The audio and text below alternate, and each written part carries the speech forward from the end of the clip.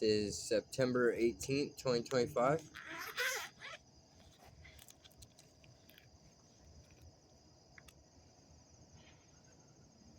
First Kings 22.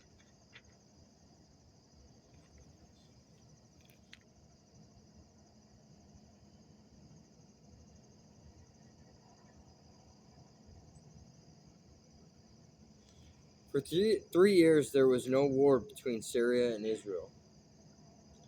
But during the third year, while King Jehoshaphat of Judah was visiting King Ahab of Israel, Ahab said to his officials, "Do you realize that the Syrians are still occupying our city of Ramoth Gilead? And we're sitting here without doing a thing about it." Then he turned to Jehoshaphat and asked him, "Will you send your army with mine to recover Ramoth Gilead?" And King Jehoshaphat of Judah replied, "Of course. You and I are brothers. My people are yours to command, and my horses are at your service." But he added, "We should ask the Lord first, to be sure of what he wants us to do." So King Ahab summoned his 400 heathen prophets and asked them, "Shall I attack Ramoth Gilead or not?" And they all said, "Yes, go ahead, for God will help you conquer it." But Jehoshaphat asked, "Isn't there a prophet of the Lord here?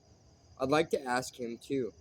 "Well, there's one," King Ahab replied, "but I hate him, for he never prophesies anything good. He always has something gloomy to say. His name is Micaiah, the son of Imlah." "Oh, come now," Jehoshaphat replied, "don't talk like that." So King Ahab called to one of his aides, "Go get Micaiah, hurry."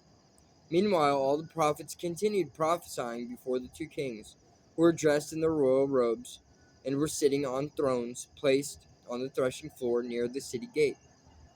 One of the prophets, Zedekiah son of Chenaanah, made some iron horns and declared, "The Lord promises that you will push the Syrians around with these horns until they are destroyed." And all the others agreed.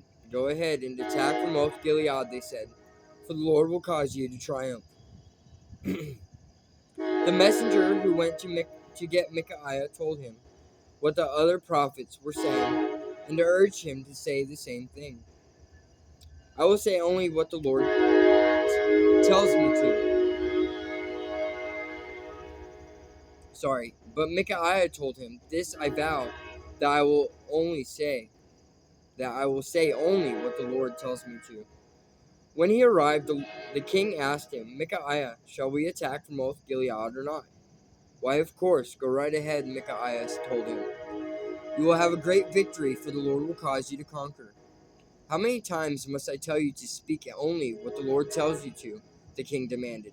Then Micaiah told him, "I saw all Israel scattered upon the mountains, as sheep without a shepherd. And the Lord said, 'Their king is dead. Send them to their homes.'"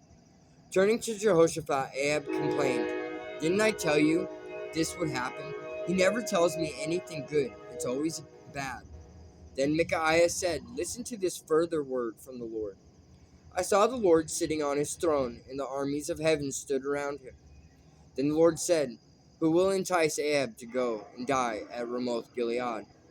Various suggestions were made until one angel approached the Lord and said, "I'll do it." "How?" the Lord asked. And he replied, "I will go as a lying spirit in the mouths of all his prophets." And the Lord said, "That will do it. You will succeed. Go ahead." Don't you see, the Lord has put a lying spirit in the mouths of all these prophets. But the fact of the matter is that the Lord has decreed disaster upon you. Then Zedekiah, son of Chenaanah, walked over and slapped Micaiah on the face. "When did the Spirit of the Lord leave me and speak to you?" he demanded. And Micaiah replied, "You will have the answer to your question when you find yourself hiding in an inner room." Then King Ahab ordered Micaiah's arrest. "Take him to Amon, the mayor of the city, and to my son Joash. Tell them the king says to put this fellow in jail and feed him with bread and water, and only enough to keep him alive until I return in peace. "If you return in peace," Micaiah replied, "it will prove that the Lord has not spoken through me." Then he turned to the people standing nearby and said, "Take note of what I've said." So King Ahab of Israel and King Jehoshaphat of Judah led their armies to Ramoth Gilead. Ahab said to Jehoshaphat, "You wear your royal robes, but I'll not wear mine." So Ahab went into the battle disguised in an ordinary soldier's uniform. For the king of Syria had commanded his 32 chariot captains to fight no one except King Ahab himself. When they saw King Jehoshaphat in his royal robes, they thought, "That's the man we're after."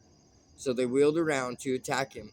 But when Jehoshaphat shouted out to identify himself, they turned back.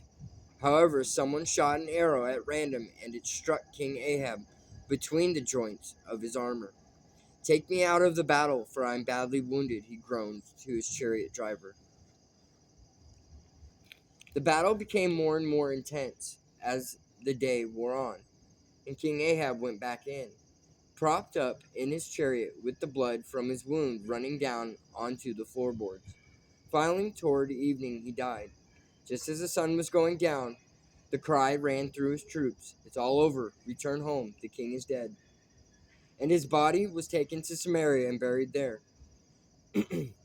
When his chariot and armor were washed beside the pool of Samaria, where the prostitutes bathed, dogs came and licked the king's blood, just as the Lord had said would happen.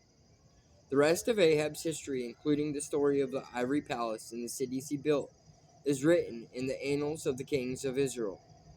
So Ahab was buried among his ancestors, and Ahaziah, his son, became the new king of Israel. Meanwhile, over in Judah, Jehoshaphat, the son of Asa, had become king during the 4th year of the reign of King Ahab of Israel. Jehoshaphat was 35 years old when he ascended the throne, and he reigned in Jerusalem for 25 years. His mother was Azubah, the daughter of Shilhi. He did as his father Asa had done, obeying the Lord in all but one thing. He did not destroy the shrines on the hills, so the people sacrificed and burned incense there. He also made peace with Ahab, the king of Israel. The rest of the deeds of Jehoshaphat and his heroic achievements and his wars are described in the annals of the kings of Judah. He also closed all the houses of male prostitution that still continued from the days of his father Asa. There was no king in Edom at that time, only a deputy. King Jehoshaphat built great freighters to sail to Ophir for gold, but they never arrived, for they were wrecked at Ezion-Geber. Ahaziah, King Ahab's son and successor, had proposed to Jehoshaphat that his men go too, but Jehoshaphat had refused the offer. When King Jehoshaphat died, he was buried with his ancestors in Jerusalem, the city of his forefather David, and his son Jehoram took the throne. It was during the 17th year of the reign of King Jehoshaphat of Judah that Ahaziah, Ahab's son, began to reign over Israel and Samaria, and he reigned 2 years. But he was not a good king, for he followed in the footsteps of his father and mother, and of Jeroboam, who had led Israel into the sin of worshipping idols. So Ahaziah made the Lord God of Israel very angry.